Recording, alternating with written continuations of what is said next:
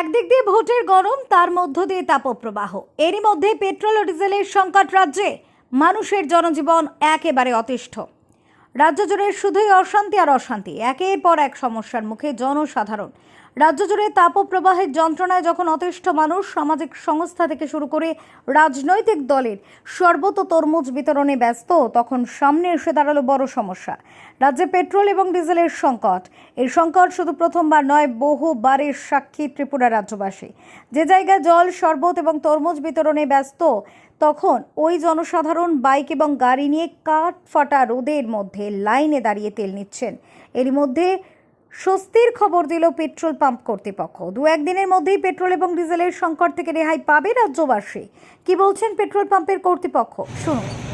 Uncertain ওইখানে বাড়ি বৃষ্টি হওয়ার শোনাবো, ওর সাইডে বাড়ি বৃষ্টি হয়েছে, বাড়ি বৃষ্টিতে রাস্তাঘাট একদম ফ্লাড সিস্টেম করেছে।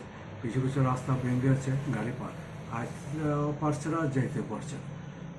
আর এখানে যে রাস্তা কাজ করে, বৃষ্টি থামছে না, বৃষ্টি থামলে না রাস্তাটা কাজ করছে।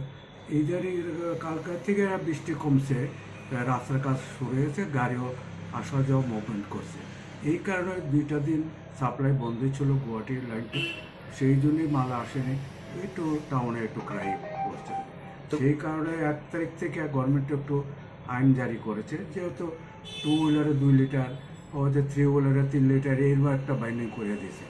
তাতে এটা অসুবিধার কারণ নাই, কারণ 2 দিন পরে আবার যাবে। কালকে থেকে মনে করি কিছুটা স্বাভাবিক হয়ে যাবে। রাস্তা করেছে, রাস্তার কাজ চলছে। এবং দেখা যাচ্ছে অনেকগুলো পেট্রোল পাম্পে পেট্রোল নেই, ডিজেল নেই, বিশাল বিশাল লাইন। ওই তো না, ডিজেল নেই প্রত্যেকে পাম্পে নাই, কিছু কিছু পাম্পে আছে। সেহেতু দীর্ঘ মানুষও মনে করতেছে পাবে যে আরে তেল পাওয়া যেত না, আমার 1 লিটার জায়গা 2 লিটার নিয়ে নেই, আচ্ছা এই কারণে। কিন্তু ট্রাই হওয়ার কথা না, স্বাভাবিক হয়ে যাবে। দুইটা দিন চালাই নিতে পারে। মোটামুটি কবে নাগাদ স্বাভাবিক হতে পারে? কালকে না হলে পরশু না, একটা মোটামুটি স্বাভাবিক অবস্থা আইব। প্রত্যেক পাম্পে তেল পড়ছে। গাড়ি কি রানিংয়ে আছে? না, গাড়ি কিছু কালকা রানিং আসলে এটা ঢুকছে, কিছু এটি ডিস্ট্রিবিউট, এই গাড়ি যেটি ডিস্ট্রিবিউট এটা সাবসিডি না, প্রত্যেক পাম্পে পাবে না। তো বুঝলেন না, তো এটা আজকে অনেকগুলি গাড়ি লোডিং হবে, এটি কালকা ঢুকবে জন্মনার, তারপরে ত্রিপুরা প্রত্যেকটি পাম্পে বেলুনাকন সব রকম আগরতলা এটা ডিস্ট্রিবিউট করবে। তাহলে মোটামুটি এই ক্রাইসিসটা কবে নাগাদ শেষ হবে?